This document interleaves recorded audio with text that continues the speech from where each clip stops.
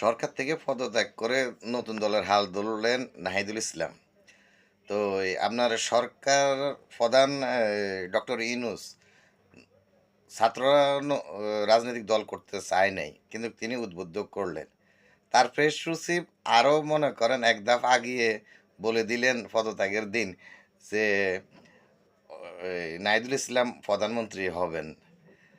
পাশাপাশি আপনার মনে করেন এই বৈষম্য বিরোধী আন্দোলন তারা আন্দোলন করছে বৈষম্যর বিরুদ্ধে। কিন্তু আমরা দেখলাম তাদের নতুন দলে মনে করেন শতকরা 90% এর উপরে আপনার দাবির সাবেক এবং বর্তমান নিয়ে কমিটি গঠন হয়েছে। মেইন পদগুলাতে আপনার 90% এর উপরে আছে মনে করেন ডাবিরই। কিন্তু যখন এই আন্দোলনটা আপনার মনে করেন এই নিভে অবস্থায় তখন মনে করেন প্রাইভেট বিশ্ববিদ্যালয়ের ছাত্ররা এই আন্দোলনকে বেগবান করে আমরা সবাই জানি। কিন্তু এখন তারাই বৈষম্যের শিকার।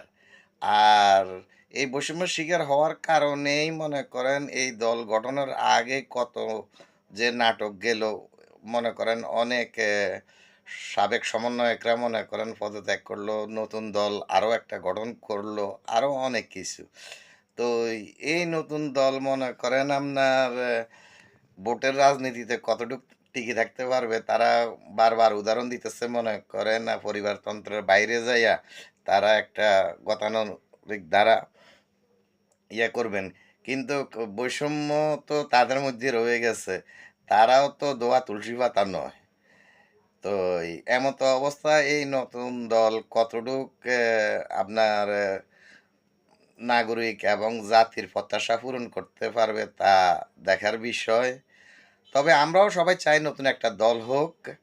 কিন্তু এই নতুন দলে মনে করেন এই প্রথম থেকে যে অবস্থা আধিপত্য বিস্তার নিয়ে বিভিন্ন বিশ্ববিদ্যালয় মারামারি কামড়াকামড়ি, তো সামনের ভবিষ্যতে কি হয় দেখা যাক।